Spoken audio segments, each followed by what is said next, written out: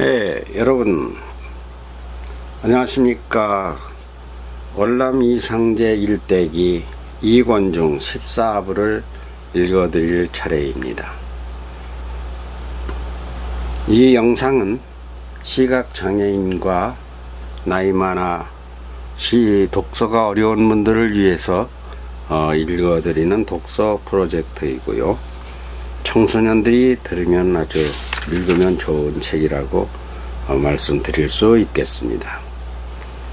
제14부는 국난의 충신 월남 이상제, 이런 큰 제목하에 월남과 병석에 붙인 희택과의 대화, 월남에 붙인 희택공 별세, 대거를 잃고 아관파천과 충신 이상제, 월남 강직한 종립훈 의정부 참찬이 되다, 월남의 애국충정, 이어지는 월남과 장순재와의 만남, 이렇게 되어 있습니다. 첫 번째, 월남과 병석에 붙인 희택과의 대화. 을미 사변으로 명성황후가 시해되고 나자 고종의 극도의 상심에 빠지게 된다. 고종은 극도의 상심에 빠졌다. 가장 큰 문제는 향후 일본이 고종마저도 시해할지 모른다는 불안이다. 일본은 그러고도 남습니다. 고종은 숨도 크게 쉴 수 없는 상태다. 때는 천국의 세력이 약해지면서 죽천이나 월남이 고종 임금의 측근으로 나란 일에 앞장서기 시작할 때라 월남으로서는 그야말로 임금의 훌륭한 신하라고 하는 중차대한 자리에 막 오르기 시작하는 중일 때다. 이미 경영관 참찬, 게다가 애국인학교 교장을 하며 또 초대 교육부 장이 되기도 하는 등 벼슬이 줄을 서는 중인데, 마침 이때 월남에 붙인 희택공이 세상을 떠나게 되어 고향에 돌아오게 되었다. 월남이 낙향하면 누군가에게 대리시킬 터이니 바로 올라오시오. 부친이 빨리 쾌차하시어 월남은 곧 올라오기 바라겠소이다. 신신당부하니 샤시니 고종임금도 걱정이 많다. 월남은 일단 관직을 내려놓고 고향 한산으로 내려왔다. 부친 희택이 천마디를 내뱉었다. 나는 이제 내 수를 다 살았다. 내가 할 말이 내게 너무 많은데 바로 올라가야 하느냐? 예, 바로 올라가려면 아버님께서 어서 일어나셔야 합니다. 못 일어나면 더 일찍 올라가야지 일어나실 것입니다. 그러나 일어날 것 같지는 않다. 아버지를 이렇게 보내드린다면 나는 천하의 죄인이로다. 월남은 아버지의 쾌유를 비우느라 마음이 녹지만 별반 수가 없이 희택은 점점 기력이 떨어져 간다. 내가 잊고 있었구나. 무슨 말씀이세요?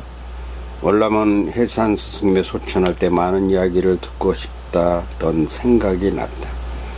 인간이라면 누구나 죽을 때는 말없이 들을 얘기도 없고 할 얘기도 없이 쓸쓸히 죽는다는 것은 참으로 못할 짓이다. 보고 싶은 사람도 보고 못다한 이야기도 하고 물어볼 게 있으면 물어도 보고 남길 말이 있으면 유언도 남기고 해산 스승님을 보낼 때를 떠올려 보아도 역시 죽는 것은 외로운 일이다. 임종을 못하면 안 된다. 월남은 모든 것을 잊고 부친의 병구안과 말벗이 되어야 한다고 생각하였다. 내가 너한테 못해준 말이 있어. 그러세요? 말씀하세요, 아버지. 내가 너를 잉태할 때 우리 내외가 태몽꿈을 꾸었지. 이렇게 시작하여 황룡꿈을 꾼 이야기를 들려주었다. 이야기를 자세히 하고 나자 나는 내 어미가 꾼 꿈이 목이 잘린 황룡꿈이라 영 불길하게 느껴졌었다. 그래서 너는 남다를 거라고 생각도 했다. 말하자면 내 팔자는 내가 관여하지 못하고 하늘에 맡겨야 한다는 생각이다. 내가 너를 일적 간섭하면 안 된다고 여기고 박박우겨 죽천대감에게로 보낸 것도 바로 나는 내 자식이 아니라 하늘의 너는 내 자식이 아니라 하늘의 자식이라고 본 두려움 때문이었다. 그 꿈을 어떻게 해석하셨어요? 나는 그 꿈이 무섭고 싫었다. 그러나 한편으로는 그 꿈이 좋은 꿈이라는 생각도 들었다. 평생 두 마음이었다. 아주 좋거나 아주 나쁜 꿈이라거나. 아직도 그 답은 모르겠으나 이제는 말할 수 있다. 그 꿈대로 너는 용이 될 것이며 용이 되되 벼슬 탐이나 하는 탐용이 아니라는 것이지. 어째서 그렇게 해석하세요? 이건 네 할아버지께서도 풀어준 해몽인데 몸뚱이는 뱃속에 들었으니 욕심이요 머리통에는 생각이 들었으니 정신이다. 육체는 탐이요 생각은 정신이다. 애국정신은 위장에 똥보에 든 것이 아니라 네 머리에 들었다고 한다면 너는 정신적으로 오늘 바른 선비가 될 뿐더러 정신적으로 좋은 신하가 될 것이라는 확신이다. 그러니 나는 한평생 내 자식 너를 놓고 투기를 해야 했다. 정말 목이 떨어져 나가 죽거나 아니면 온전한 애국정신으로 용머리처럼 진정한 애국자가 되어 그 정신이 한없이 하늘에 오를 것이라고 하는 말이다. 그럼 아버지가 꾸신 평상복의 목은 할아버지 꿈도 벼슬이나 육신이나 명예나 부귀 영화를 탐하지 않는다고 하는 암시였습니까? 그렇다. 그게 맞다. 지금 보니 더욱 확실하다. 네가 사욕에 물들지 않고 선비정신으로 몸과 마음을 닫고 수학에 정진하는 것도 그렇고 죽천을 만나니 죽천도 너를 이끌기에 너무 좋은 스승이라 너는 탐욕과는 먼 애국정신이며 청렴 결백하여 이 속을 챙기지 않는 것이 그것이다. 월남은 잠시도 혜택의 방을 비우지 않기로 했다. 해산 스승님이 세상을 떠나는 날까지 함께 있고 싶어 하셨던 기억을 떠올릴수록 잠시도 혜택의 곁을 비울 수는 없다고 생각한 것이다. 두 사람의 대화는 이어졌다. 아버지는 감히 제가 흉내도 못 낼 정도로 저를 가리키려 애쓰신 줄 잘 압니다. 세상에 둘도 없는 아버지이십니다. 처음 사숙에 보내신 일, 봉소함으로 보내신 일, 현만 스님과의 지난 이야기로부터 마곡사 일정 스님을 만난 이야기, 무엇보다도 죽천의 사가로 보낸 그 고마운 마음이란. 월남은 할 말이 너무 많다. 아버지 같은 분은 없습니다. 제가 여기까지 온 것은 전부 아버지의 자식사랑 덕분입니다. 그래, 그렇다고 하니 고맙다만 그게 대단할 것까지는 없다. 아닙니다. 다 몰라도 저는 압니다. 저는 아버님이 발꿈치도 못 따라갑니다. 왜 그렇게 생각하느냐. 승린이, 승인이, 승간이, 그리고 막내 승준이 어디 하나 제대로 앞길을 챙기는 것이 있습니까? 저는 부족한 아버지지만 아버님은 대단한 분이십니다.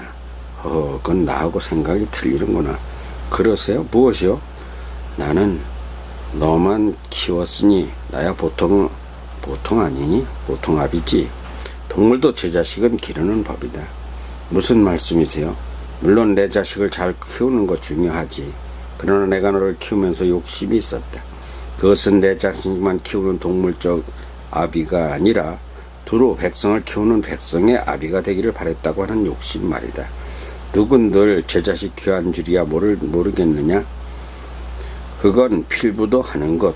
나는 너를 자기 자식만 챙기는 우마처럼 키우고 싶지 않았다. 목은 할아버지께서는 오히려 제자를 자식 이상으로 키우셨지. 백성을 키워야 한다. 그러나 수신제가 후가 아닙니까? 그래, 맞다.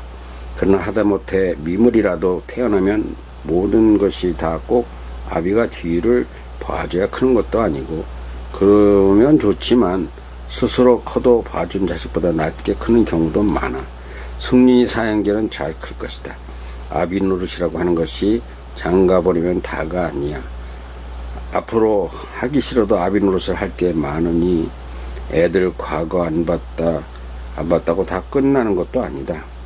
장래가 구말린데 자식들만 고심하느냐? 나는 너를 그렇게 키우지도 바라지도 않았다. 예, 아버님 무슨 말씀인지 알겠습니다. 백성의 어버이가 되어야 모군의 후손이 아니겠니? 내 자식을 바라보는 것도 중요하다. 그럴 그릇이 있고 저럴 그릇이 있지 않겠느냐? 하나 용머리가 용새끼만 생각했어야 쓰겠느냐? 아버지, 저는 용머리가 아닙니다. 뱀꼬리 같다는 생각도 자주 들어요. 암만 그래야지. 주제넘게 내가 용머리라는 생각을 하라는 뜻은 아니다. 그것은 내 소원이 간절하였다는 의미일 따름이다. 나는 너를 어찌 보고 어찌 소망하는지 아느냐? 예, 말씀하십시오. 나는 너를 일주간치 내 자식이 아니라고 내놓았다. 적어도 고려를 하늘에서 내려다본 목은 할아버지와 문무 할아버지의 반만 따라가준다면 하고 빌었어. 그것은 한산에서 할 일이 아니고 어느 관찰사나 가명에서 할 일도 아니다. 대궐로 가서 임금을 모시고 적어도 조선 팔도를 다 내려다봐야 하고 나아가 온 세상을 두루 아우르기를 바란 것이다. 정말 불효자식입니다. 저는 아버지의 그런 깊은 중심을 몰랐습니다. 그러고 보니 저는 아직 시작도 못하였군요. 어느새 나이만 퍼먹었습니다. 내가 올해 45이지? 그렇습니다. 자식 노릇도 못하고 이렇습니다. 아니다. 시작은 늦어도 된다. 60이면 무슨 상관이고 70이라도 상관없다. 더디 피는 꽃도 있고 더디 익는 열매도 있다. 애들 걱정하기에는 이르다. 성공이라고 하는 것은 실패가 크면 클수록 쌓여져 맺히는 결실이다. 아비는 73인데 지금이라도 해보고 싶은 게 너무 많지만 물꼬가 다르다. 너는 큰 물꼬를 터가고 있으니 내가 너를 위로하고 죽으랴? 아버지, 무슨 말씀, 그런 말씀 하세요. 제가 아버님의 위로를 받을 나이가 아니지 않습니까? 내 죽어 홀령이 있을 것이다. 내 홀령은 너를 위로할 것이다. 너는 누구보다 임금의 편이 되어야 하고 무엇보다도 내 홀령을 섭섭하게 하면 안 된다. 다음, 월남부친 희택궁 별세. 1894년 8월 3일 월남에 부친 희택궁이 73세를 일기로 세상을 떠났다. 월남의 1등 후원자가 떠나는 것이다. 울지 말라고 하셨던 부친이었다. 역시 이번에도 그렇게 말씀하실 부친이다. 울 눈물이 있거든 나를 위해 울어라. 모친 박씨가 세상을 떠났을 때 하셨던 부친의 말이었다. 월남은 참지 못하고 대성통곡을 하였다. 아무리 울어도 이제는 아버지가 없다. 마산면 선영의 부친을 모시고 난 월남은 다시금 머리 한편이 텅 빈 허탈감에 빠졌다. 하루도 편하게 잠을 잘 수가 없다. 아버지의 육성이 떠나지 않는 까닭이다. 사람은 나가나 들어가나 망매함을 벗어야 한다. 대신 현명하고 고다야 한다. 그것은 말에 있다. 그러나 말은 생각에서 나온다. 비록 망매한 자라도 생각은 깊고 넓다. 그러나 깊고 넓은 생각은 안 보이는 마음속에만 있지. 드러나지 않거나 제대로 드러내지 못하는 게 더 많다. 자그마치 26년 전 반강제로 월남을 데리고 죽천의 사가로 오던 길에 해주신 말이다. 가령 너는 지금의 내 마음을 다 모른다. 그것은 내 생각을 모르는 것이다. 그러나 나 자신도 내 생각을 다 표현하지 못한다. 그러면 가슴만 답답하고 상대가 마음을 모를 수밖에 없다. 상대가 아내든 아버지든 임금이든 간에 내 생각을 알게 할 방법은 말이다. 그러나 먼저 생각을 넓고 바르게 잘해야 마땅할 것이니 생각한 것을 꺼내 말을 또 잘해야 한다. 아버지가 내 속을 다 모르거나 내가 내 마음을 다 모르는 이유도 생각을 끊어낸 말이 부족한 까닭이다. 내 말 알아듣겠느냐? 속은 태평양처럼 넓고 태산보다 높아도 말을 안 하거나 바르게 하지 못하면 피차 답답하고 오해가 생기고 부자간에 싸움도 나는 것이다.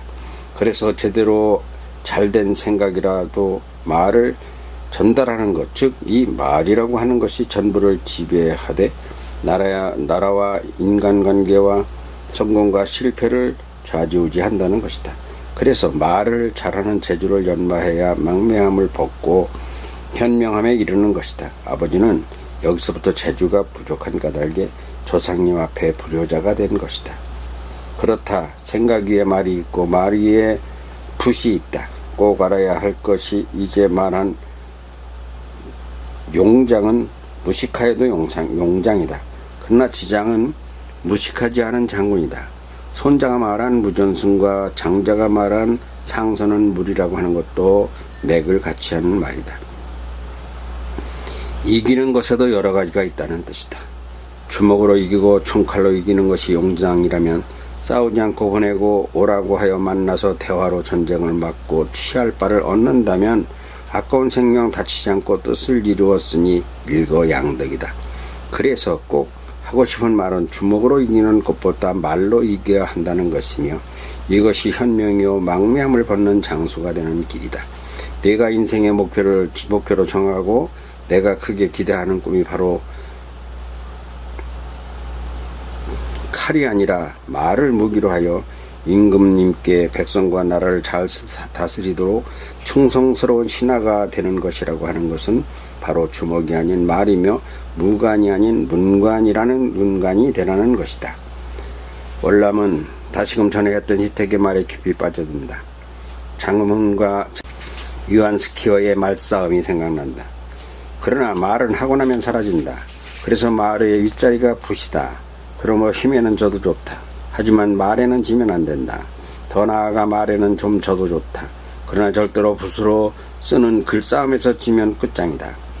너도 알다시피 모든 정사는 우리 한산만 해도 말이 행동을 움직이는데 말보다 상석에서 한산 관할을 움직이는 것은 글씨라고 하는 사실이다.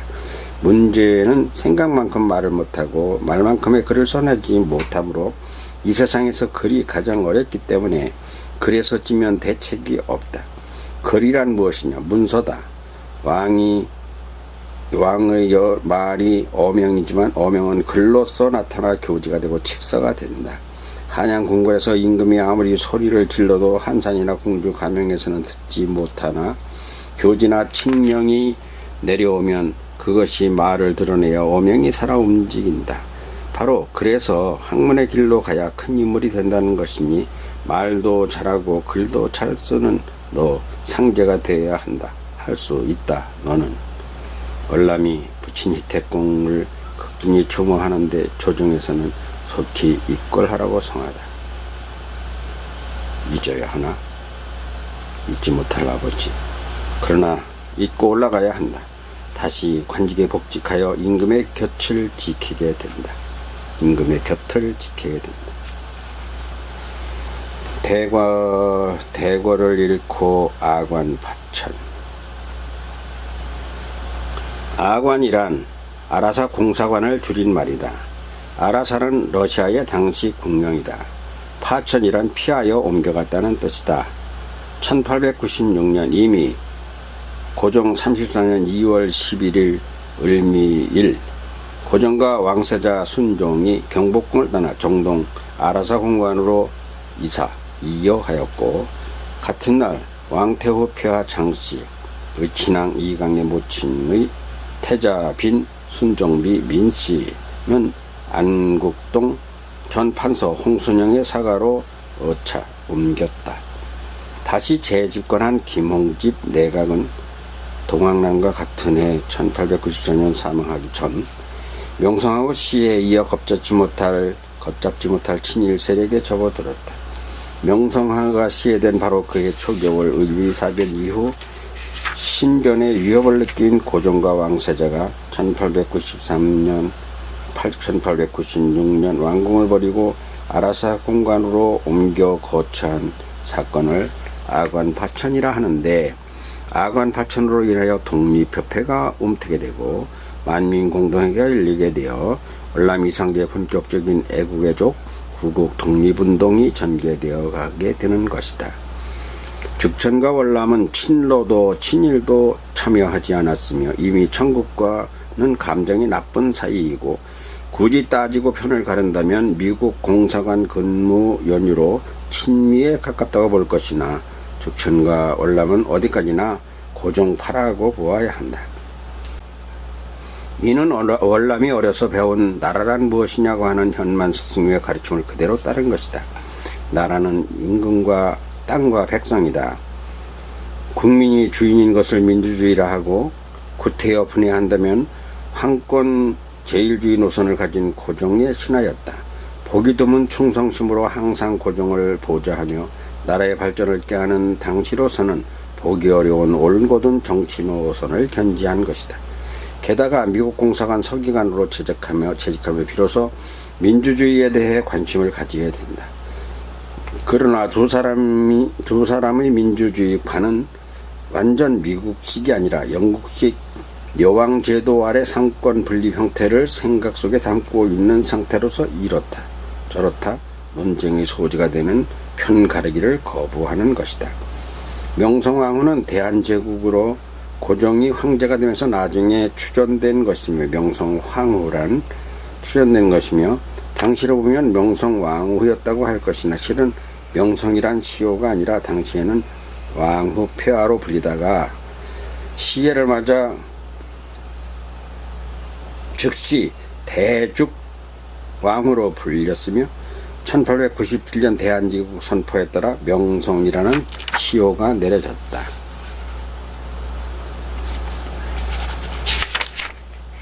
다음, 죽천이나 월남이 아무리 생각해보아도 안전한 곳에는 아무것도 없다. 이때의 어거는 경복궁이었으나 창덕궁이나 창경궁 또는 경운궁이나 경기궁도 절대 안전지대가 될 수 없다. 또 당시 천국, 일본, 미국, 러시아를 비롯해 독일, 프랑스, 영국 등등 많은 공사관이 있었으나 딱히 갈만한 곳은 러시아 공사관이 최선이었다. 첫째는 신변이 안전해야 되기 때문이다. 죽천 박정영은 국모씨의 사건 당시 총리 대신이었기 때문에 그 책임을 지고 사임하였다. 월남은 여전히 승정원 우부승지 겸 경영관 참사관이며 애국인 학교 교장으로 있으면서 학부와 법부의 참소관으로 재직 중이었다. 그러나 이번에는 죽천의 사직에 따라 퇴진하지 못한다. 보직이 중체다하여 고종을 밀착 보위하는 자리를 벗지 못하며 국모시의 책임 문책 문제도 죽천과는 다른 까닭이다. 조정이 이렇게 거선 풍랑에 휘말리자 미국에 유학 중이던 서재필과 윤초도 귀국하여 월남과 향후 조선의 장래를 걱정하였다. 이에 이범진, 이완용 등 친노파 세력은 친위대가 의병을 진압하기 위해 지방으로 이동한 틈을 이용하여 자신들의 세력 만회와 신변의 불안을 느끼고 있던 고종의 희망에 따라 러시아 공자 베베르와 협의하여 보다 안전한 러시아 공관으로 파천하시게 한 것이다. 인천에 와 있던 러시아 수병 150명과 포 1문을 서울로 이동하고 2월 11일 새벽 국왕과 왕세자를 극비리에 정동에 있던 러시아 공관으로 옮긴 것이다. 러시아 공관에 도착한 고종은 즉시 친일파 대신들인 김홍집, 유길준, 정병하, 조희연, 장박의 5대신을 역적으로 규정하고 그들을 체포하여 처형하도록 명령하였다. 그들은 김홍집 총리 대신이고요. 정병하는 농상부 대신이고요. 이렇듯 참담한 분위기 속에서 시민들을 자극하는 방이 나붙고 그 속에 고급 관료를 거명하여 참소하라는 내용도 있었다. 순검들과 흥분한 군중들은 퇴청하던 김홍집, 정병하를 체포하여 바로 타살하였고 피신한 어윤중 탁지부 대신은 다음날 지방에서 붙잡혀 살해되었다. 유길준, 조희윤, 권영진, 우범선 등은 일본인의 보호하에 일본으로 망명하였다. 한동안 잠적했던 김윤식 예부대신은 결국 체포되어 다음해 제주도로 종신 유배당하였다. 이로써 친일 내각은 몰락하고 그로서 죽천, 박정양, 이완용, 조병직, 이윤용, 윤용구, 이재정 등 친미 인사로 내각을 구성하였다. 신정부는 의병항쟁, 동학을 불문에 붙이고 죄수들을 석방하는 등 민심 수습에 힘쓰는 한편 친일 정권 하에서 일본식으로 개혁하였던 내각 제도를 구제도인 의정부제로 환원하였다. 일시의 지지 기반을 상실한 일본 측은 독립국가의 체면을 내세워 국왕에 조속한 환공을 요청하였으나 고종은 불안 공포가 도살인 궁전보다는 노국 공관의 일실이 안정하다 하여 당분간 환궁할 수 없다고 거절하였다. 다음 월남 강직한 종이품 의정부 참찬. 조선정부가 이와 같이 나약하여 조선의 보호국을 자처하게 된 러시아는 이러한 시점을 계기로 조선정부에 압력을 가하여 압록강 연안과 울릉도의 산림 벌채권을 비롯하여 경원, 종성의 광산 채굴권, 경원 전신선을 시베리아 전선에 연결하는 권리, 인천 월미도 저탄소 설치권 등 경제적 이권을 차지했다. 이에 구미 열강도 동등한 권리를 요구하여 경인 및 경의선 철도 부설권 등 중요 이권이 값싼 조건으로 애국에 넘어갔다. 아관 파천 1년간은 내정에 있어서도 러시아의 강한 영향력 밑에 놓이게 되어 정부 각부의 러시아인 고문과 사관이 적용되고 러시아 무기가 구입되고 중앙군제도 러시아식으로 재편되었으며 재정도 러시아인 재정고문에 의해 농단되었다. 제목 탁지부 고문으로 있던 러시아인 알렉세예프. 탁지부 대신 알렉세예프는 탁지부 대신처럼 행세하였다. 러시아 군관으로 옮긴 고종은 다시금 죽천을 불렀다. 죽천과 월남은 러시아 군관을 오가며 고종을 보위하고는 중이다. 월남은 금홍직 내갑이 지속되는 동안이나 박정영 내각 때이거나 여전히 그 자리에 있었다. 고종의 아가 반찬 가운데서 월남은 오히려 업무가 더 유중하게 늘었다. 내각 총서, 중추원 1등 의관, 의정부 총무국장으로의 승진이다. 이로써 정삼품 당상관보다 1품계가 더 높아져 종2품 참찬이 된 것이다. 하나만 더 올라가면 죽천과 2단계 아래의 정2품이 될 판이다. 정1품, 종1품, 정2품, 종2품 이러니까요. 조정래의 서열 4위급이 된 것이다.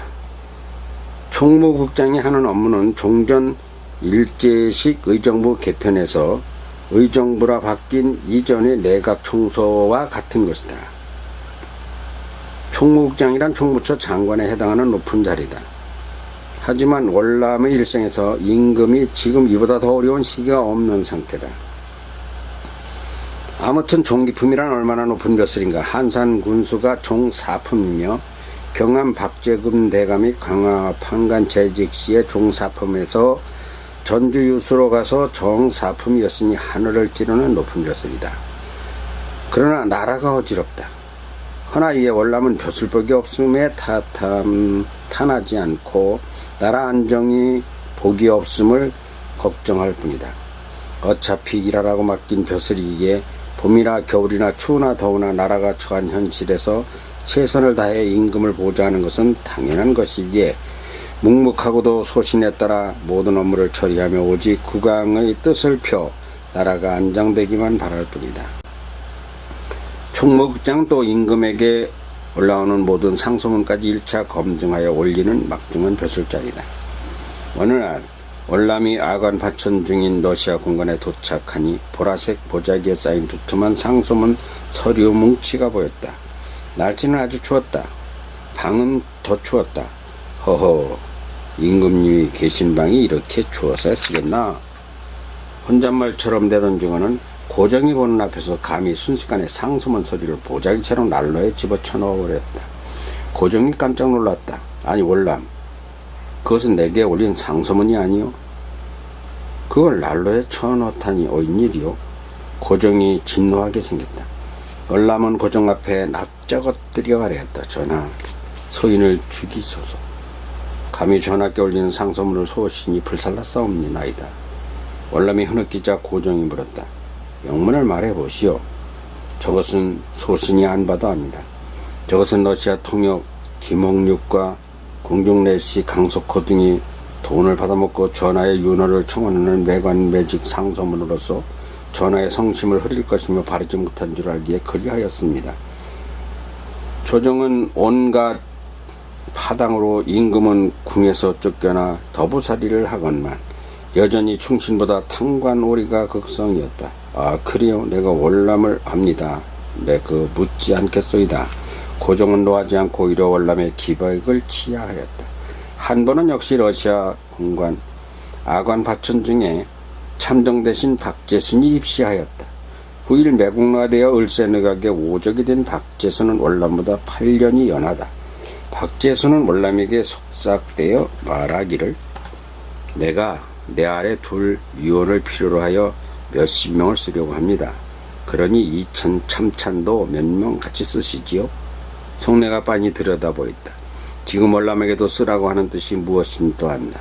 분명 위원이라는 자리를 돈 받고 팔아 챙기려는 것이다. 이에 월남은 나는 이 위원이 필요 없어. 지금처럼 나라가 어려울 때도 없었습니다. 한 품 한 입이라도 아껴야 할 판에 내가 무슨 위원을 늘리겠소이까. 그러니 대감께서 나를 생각하시려면 돈이나 주시오. 돈을 달라는 말에 박제순이 놀라 물었다. 아니 웬 돈을 달라고 하십니까? 그게 다 돈이 아니요? 대감께서는 관직을 팔아 돈도 많지 않습니까? 그러니 나눠 쓰자는 말입니다. 나는 팔 마음도 없고 팔 데도 없어요. 단칼로 거부하자. 이로써 박제순은 말문이 막혀 나가버리고 말았다. 나라와 임금을 바르게 받들어야 한다는 월남의 애국정신은 어려서부터 굳어진 신념이었다. 생각해보면 이 높은 자리에 올라가기 위해 얼마나 피눈물을 흘렸는가. 누구보다 월효가 고생하였고 누구보다 부친 희택공이 간절히 빌고 빈 소원이다. 벼슬이 높아봤자 그로서 이익만 챙기는 신하는 백성을 골병들게 만들어 그로서 밀란만 발생시킨다. 따라서 국록이 새어나가 나라가 어렵게 된다. 이까지 벼슬이라는 것이 무엇인가. 5, 6월 갈참 나무찜과 다를 게 없다. 푸른 갈집도 일단 잘려 나무찜에 실려와 마당에 펼쳐 널어놓으면 반나절도 못돼서 오그랑 바가지가 되어 말라버린다. 그러면 아궁이에 놓자마자 흔적도 없이 사라지고 마는 것. 이것이 벼슬이다. 월남에 수도 없이 보아왔던 월남이 수도 없이 보았던 것이 추풍낙엽처럼 마르고 떨어지는 권세이며 벼슬이다.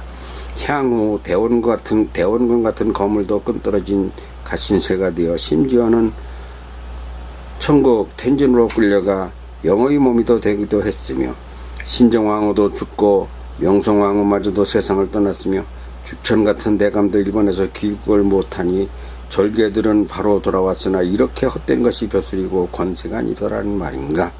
그러니 뜻을 세우고 바른 신하가 되지 못하려면 차라리 필부가 더 존경스럽다 할 일이다. 또 이렇게 높은 벼슬자리에 얼마나 있을지는 자신도 모른다. 있는 날이 길거나 짧거나 월남은 불의에 짝하지 않기로 결심한 지가 수십 년이 흘렀다. 다음 월남의 강직한 애국 충정. 어떻게 살아야 할 것인가. 바르게 살다가 바르게 죽여야 한다라는 것이다.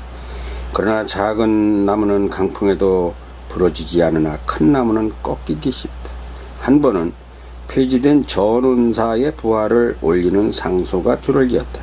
전운사란 백성이 낸 세금을 받아 대궐로 실어 올리는 관청으로서 갑오 경장에서 제일 먼저 폐지시킨 관청이었다.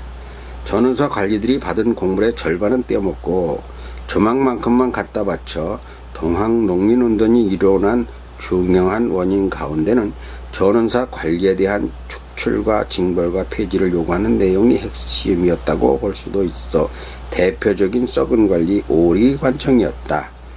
지금 이 전운사를 부활시키자는 상소가 이어지고 있는 중이다. 전운사의 행편은 명성왕후 시해와 동학농민운동과 갑오경장이 동시에 일어났던 1895년 국가애군이 벼슬을 올리던 시기의 이야기로 이는 명성황후 시해 전부터 있던 것이며 지금 월남은 내각 청소로 임금께 올리는 상소문을 가리고 있을 적의 이야기다.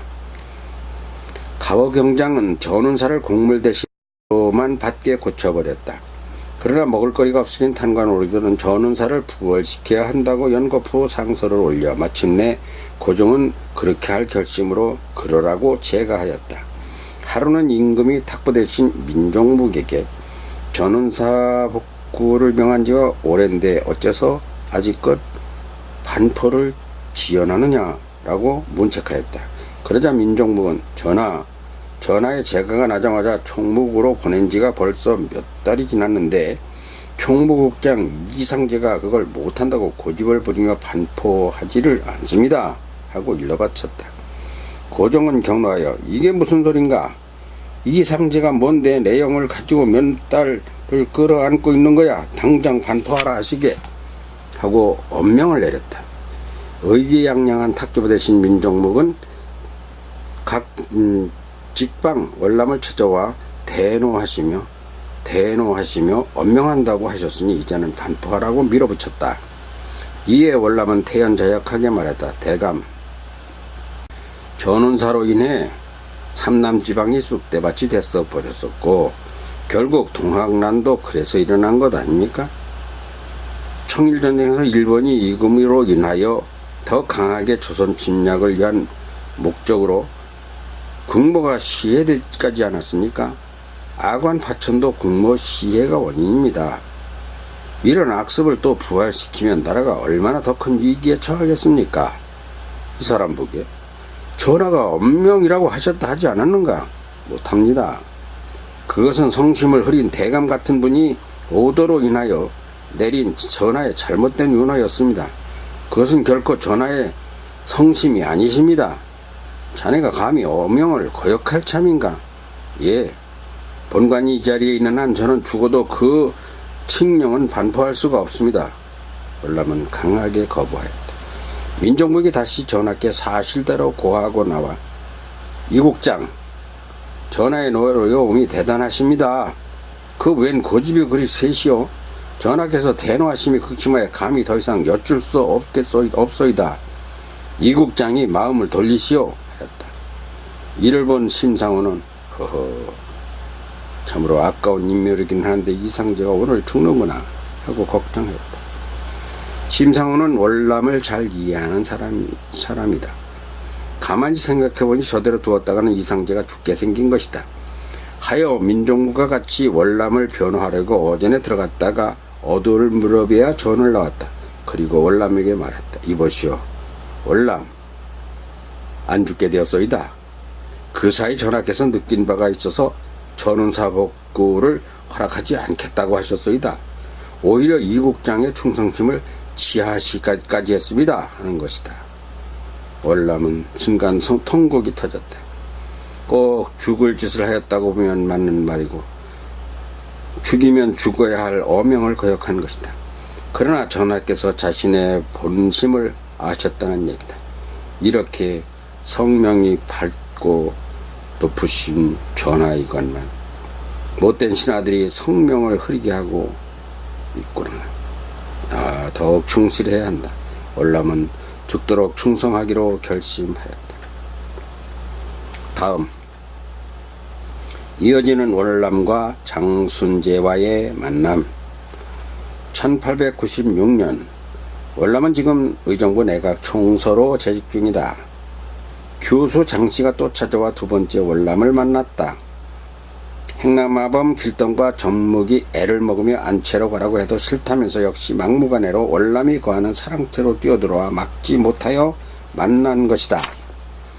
느닷없이 서방님 여기 계시네요 하는 폼새가 역시 정신줄을 놓친 그대로다. 월남은 당황하여 숙부인께서 이 소신을 찾으시는지요 하였더니만 금세 놓쳤던 정신줄을 되찾은 사람으로 변하여 서방님 뵈러 왔지요 하더니만 역시나 웃어버린다. 나 좀 들어가야지. 말릴 새도 없이 방으로 쳐들어온다. 책이네. 야, 이게 무슨 책이지? 정말 대책 없이 방을 휘휘 둘러보고 털썩 주저앉더니만 책장을 넘겨 줄줄 읽어 내려가는 것이 아닌가? 이번에는 월남이 놀랐다. 그때 장길수가 읽어내린 것은 대전회통이다. 펼치더니만 쪽쪽 동반관계, 정일품, 대광보국 충록대부, 상보국 숭록대부 종일품 숭록대부 숭정대부 정립품 정헌대부 대사헌대부 종립품 가선대부 또 가선대부 정산품 통정대부 종산품 중직대부 종훈대부 정사품 봉정대부 봉렬대부 종사품 조사대부 조봉대부 정오품 통정랑 통신랑 정오품 봉직랑 봉훈랑. 이야 참 높기는 참 높다. 정일품. 와. 그런데 월남의 눈이 휘둥그레졌다. 아니 숙부인마님 정말 숙부인마님이시로군요. 네, 내가 숙부인이라고요. 그래서 여쭤보려고 왔거든요. 정신줄이 끊긴 사람이 아니라 너무 영리하여 날이 넘은 것 맞다. 월남은 어리둥절 대답하였다. 무엇을 물어보려 하십니까? 다들 나를 보고 돌았다 하는데 왜 나를 보고 숙부인이라 하셨는지요? 하더니만 재미난 듯이 웃는다. 아, 정상이 아니긴 아니로구나. 순간 월남의 억장이 무너져 내린다. 얼굴 곱지 예쁘지 크다가 글도 많이 배운 모양이고 머리가 여간 좋은 사람이 아니라는 것을 안 것이다. 아, 예, 그것은 제가 눈에 보이는 대로 부른 것뿐입니다. 다시 제정신으로 돌아오나 보다. 뭘로 봐서 제가 숙부인으로 보이십니까? 도대체 이걸 물어보려고 왔더니 참 희한한 일이다.